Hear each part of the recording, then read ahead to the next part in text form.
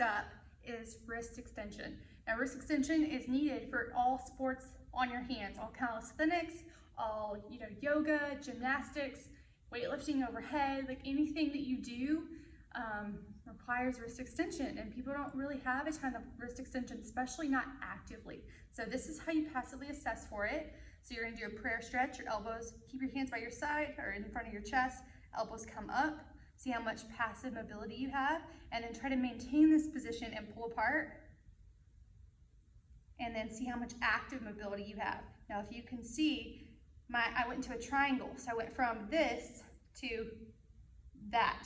Now, I've lost about maybe 10 degrees on each wrist, but that's a big degree range if you're gonna really need to be able to use that degrees when you're doing handstands and other things on your hands. So this is a way you can work on it, or you can also go on your hands, and then you can find that range where you can lift those fingers up and learn how to control those positions. Now, you'll notice from all of these things that we're about to do, the way that we are assessing your active mobility is also a way that you can work on improving the active mobility. But some of these, I'm also going to show you a couple other ways that I find are even better. Okay, for shoulder flexion, what you want to do is be on your back. You want to posteriorly tilt your pelvis, keep your ribs down, arms up, and see if your hands can get all the way down to the floor without letting your ribs flare. So if you can get there, then you have really good passive mobility of the shoulder. If you have to flare your ribs to get there, then we have to definitely work on that. For active shoulder flexion mobility, you're gonna be on your stomach, forehead's gonna be down, pelvis is gonna be tilted under. You try to see if your arms can get above your ears. So if you can get there, then you have really good control of your passive mobility, so good active mobility. If not, then that's something you gotta work on. One of my favorite ways to work on shoulder flexion is being in a child pose, and then we're really isolating that shoulder flexion range of motion as opposed to letting like your pelvis and your spine take over for that motion. So I have people go down here, get their head down, hold it. Sometimes I have them bend and straighten. And then I'll even have them add weights to that movement so then they can get stronger within that range of motion and really learn how to control that mobility. Okay, for a shoulder internal rotation, I really like to use the wall. So I like to have people stand next to it, elbow up, and then they're going to bring their arm down as much as they can. And this will be assessing their passive mobility of their shoulder. And obviously you're not wanting the shoulder to hike up or roll forward, just kind of stay down and press down. So this is passive. And then we're going back to the front position, and then this is active. So this was my active, that's my passive. So this gap is the difference between my passive and my active, and that's the gap that I want to work on improving. So one of my favorite things to do that is actually in prone. I like to do lift-offs.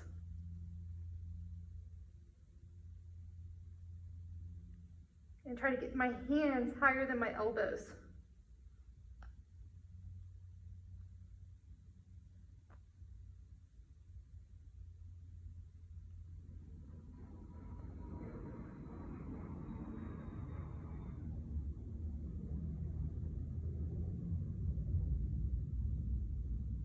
And sometimes I'll go behind the back.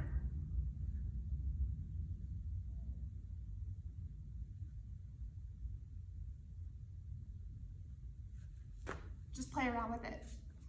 Okay, for shoulder external rotation, I either have people go on a bench or on a foam roller. So their knees are tucked, their rib cage is down, pelvis is tucked under, arms here, and they let their hands go back. So you can see I'm like a little bit past 90 degrees, not very much. I think my left is actually more than my right. Anyway, so here's my passive mobility. Gravity's assisting me further, and I'm just relaxing. For active mobility, I have them just lay on their stomach. Rib cage is under. Sometimes I'll have them straddle, kind of sit in this position, and then I'll have them face down and get their hands up. So I think my passive mobility and my active mobility are kind of close. So this is probably not something I need to spend a ton of time on either. but definitely something everyone can work on improving and learning how to get stronger within that range of motion. So one of the things I like to do for working on shoulder external rotation is really work on strengthening that position. And I'll have people do it in like quadruped, have them kind of do this and try to get their hand all the way up and go down. So then you can't rely on flaring your ribs or your thoracic spine taking over. Or I have them go in prone and do the same thing the way we just tested it and work on improving that shoulder external rotation. Or I have them do like little lift-offs on their stomach and prone, like in different various positions to try to work on getting a little bit more external rotation in each of those angles. So for passive mobility into shoulder extension, what I like people to do is just put their pinkies back, so that means the hands facing all the way back. Arms generally right behind your shoulder, so you don't want to be all the way out here. You want to kind of like be right here, and then you're going to scoot your butt forward. Kind of find that end range of motion. So this would be my end range passively. I can't really go much further than this. So this is my passive mobility. And then if you want to look at your active mobility, you could do it in sitting, you can do it in standing, is can you get your shoulder back without letting your other shoulder twist? So which is why I like to do it a lot on the stomach or on the wall, and make sure that they can also get that same amount of shoulder extension. So here, head down.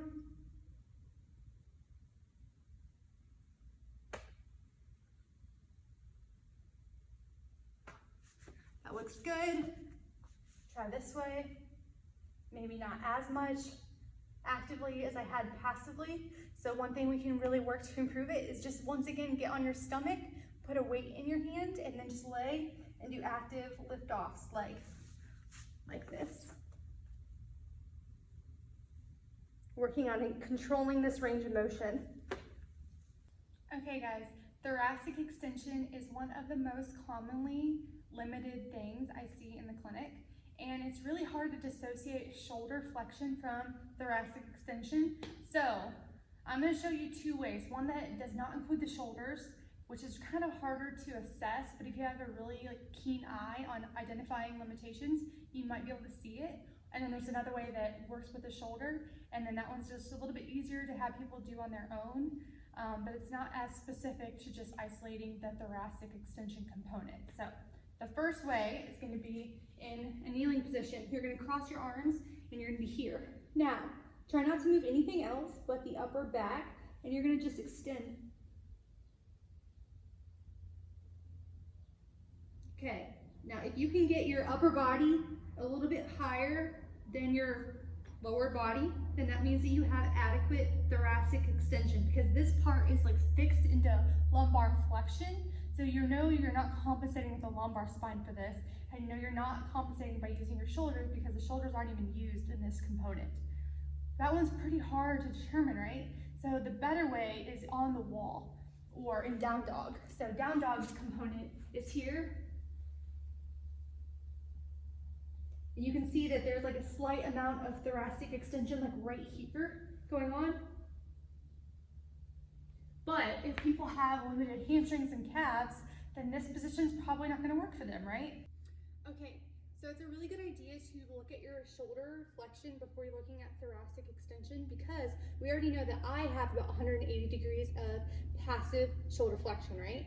So anything beyond 180 degrees, if I can get my arms further up, that's not coming from the shoulders anymore, because passively I can only get 180 degrees. So now the rest of it's coming from my thoracic spine. So that's why it's important to do the shoulders before the thoracic spine. So this one's easy. You're going to be about eye level with your hands. You can also be about shoulder level, anywhere between there. And then you just walk your feet back a little bit, have people pushing the wall like they're doing a handstand, drop their chest, and then seeing if they can keep their elbows straight, how much thoracic extension they can get into. And you can see all the thoracic extension taking place right about there. And I have quite a bit more than 180 degrees, right? Because my arms can get way above my lower body. So I'm like this, which means I have adequate thoracic extension, but not a lot of people do. Okay, now to work on controlling your active mobility of your thoracic spine, I like people to be in child's pose if they can. If it's okay on their knees, I prefer them to be in child's pose. And then they can maintain that lumbar flexion and then just work on. Or they can be out here and do one at a time. Or they can be in quadruped and do one at a time. Or you can be on the wall, like the same way we just assessed it, and then just lift one arm up and then the other arm up. And that's just simple ways to start learning how to control that mobility.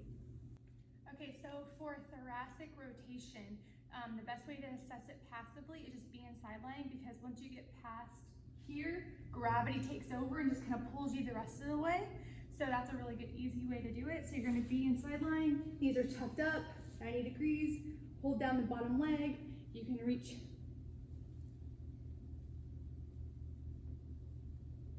So from that point, it kind of looks like I have really good passive mobility of my thoracic rotation, okay?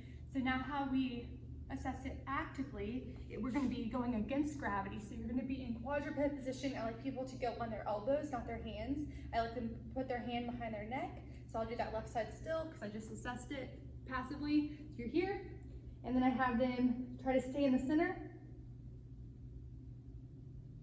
Oh, and I'm not nearly the same as what I was passively, because it looked like I had, almost full 90 degrees, and now I only have, you're supposed to have around like 45 degrees of thoracic rotation, but you just want it to be symmetrical. So I just showed you my left side.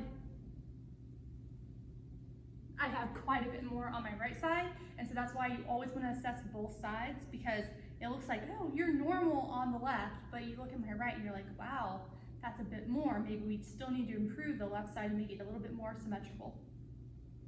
So one way to work on that is to just be in that same position, working against gravity. My other way that I love to do it, and I don't have a band on me, but is to be in sideline. And I take a band, hold it in this hand, and then I hold this hand and I pull back.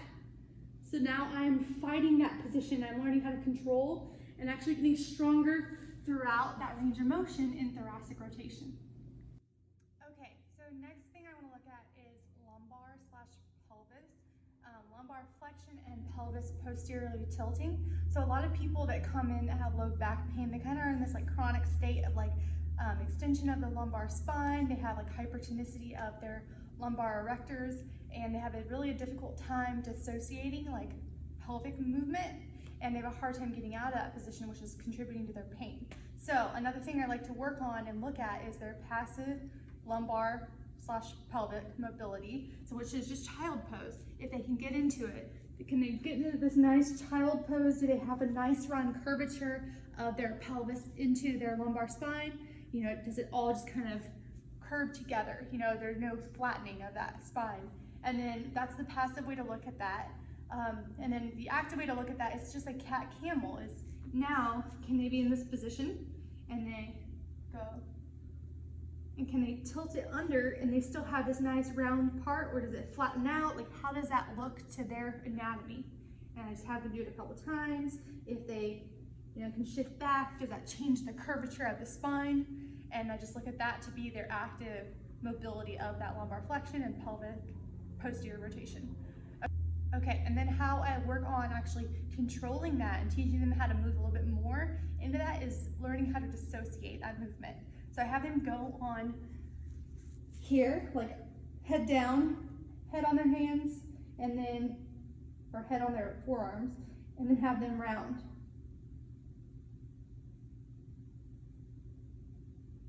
So this is one way people can do that, is just really working on that lower end flexion, or I have them shift their hips back.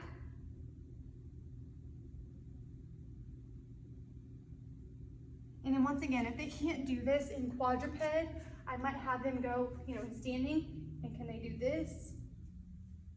And so on and so forth. So sometimes you have to get creative based on people's limitations. If they can't kneel down, then that takes a lot of the exercises that we can do out of the picture, and we just have to go with it. Moving on to the hip, let's do hip flexion. That's passive hip flexion. This would be active hip flexion. So active versus passive. So I lose a little bit, just a little bit. And now you can do that same thing in standing. So passive, let go, active.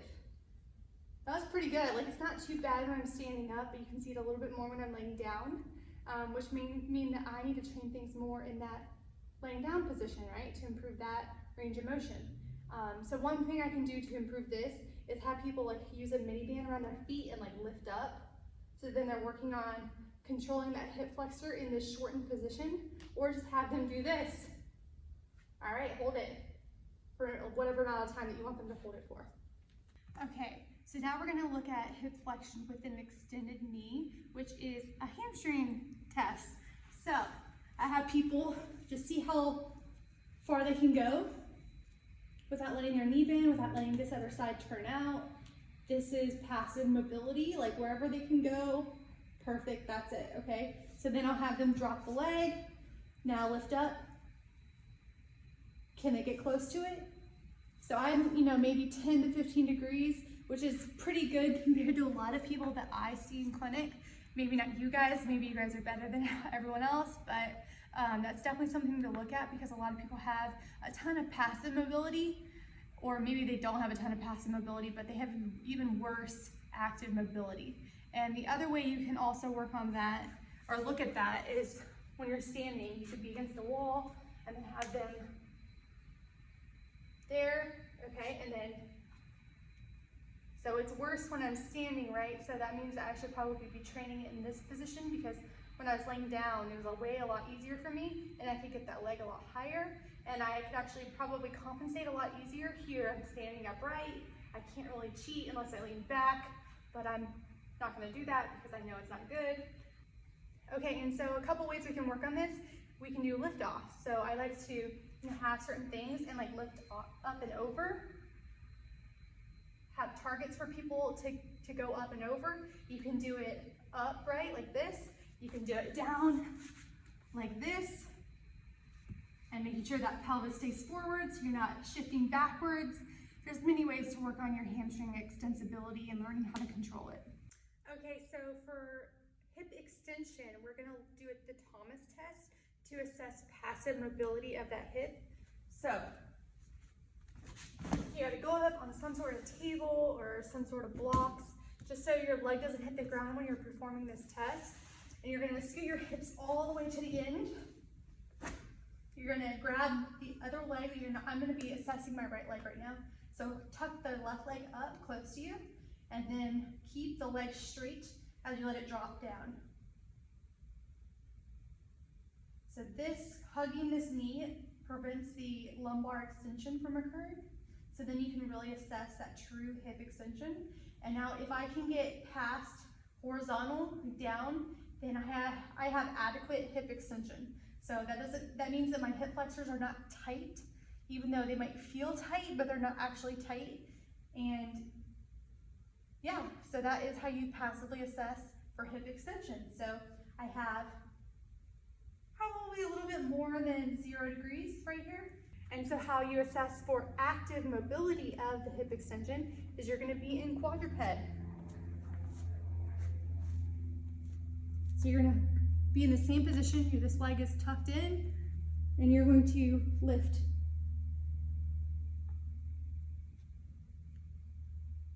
So I can probably barely get my leg up, which means that this is something that I should work on controlling and improving. And this is the actual same drill that I would give people to begin improving this. And if they can't do it in kneeling, if they have knee pain and stuff, then I have them lay over like blocks.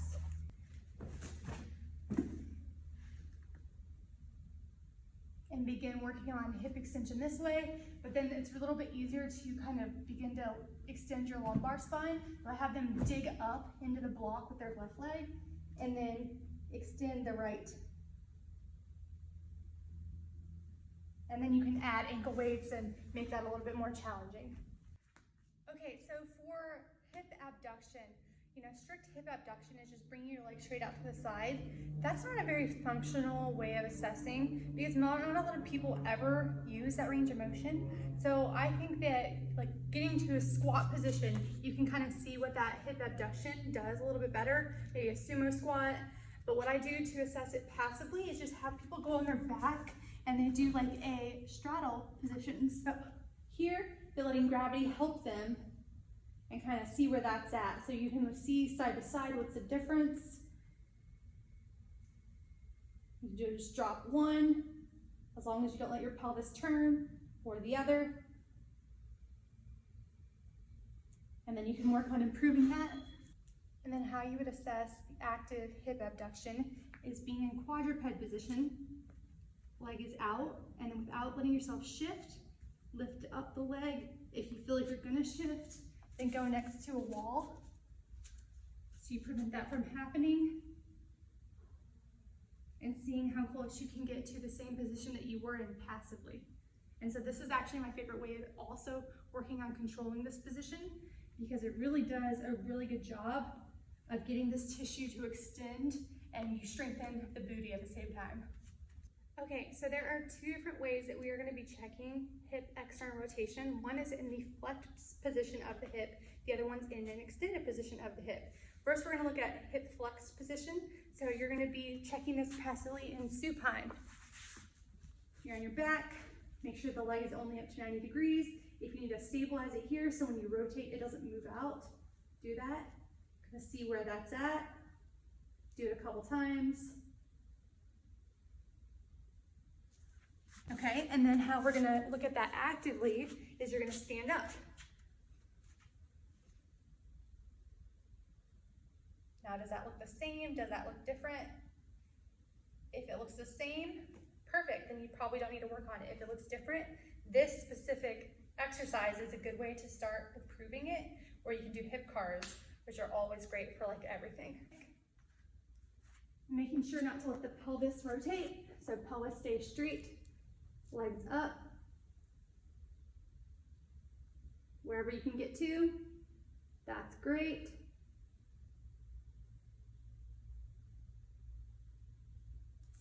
And then what I like to do is usually put a block about that same position and then see if they can lift the knee up for the active part of it.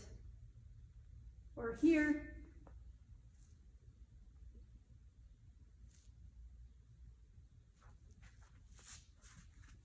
Another way you can assess it too is standing up, not letting that pelvis rotate, just kind of seeing where that leg is. And then you can tie a band that's going to be pulling, and it can help get stronger within that range of motion. Okay, there are two ways we're going to look at hip internal rotation. The first way is in the hip flexed position up here. The second way is going to be in the hip extended state position. So the way we're going to check it out passively in the hip flexed position way is going to be in supine. You're going to bring that leg up to 90 degrees, not above 90 degrees. Hold it there if you need to. Keep the knee there. Let the foot go outward. You're going to see where that is. Check the other side. How you're going to look at it actively now is going to be standing up. Back on the wall, no cheating. Hip is also flexed to 90 degrees. And this is a good way to also begin training it and improving that range of motion. Now, the second way we're going to look at hip internal rotation mobility is going to be in prone for passive, because we're going to be in the hip extended state now. So you're going to be laying on your stomach. Keep the pelvis down, don't let it rotate. Foot up.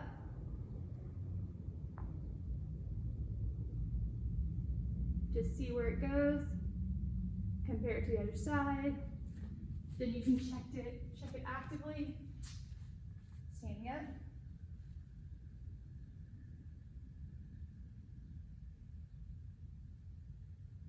And to work on increasing this, I would tie a band from this direction to the foot, and then work on getting stronger into that position.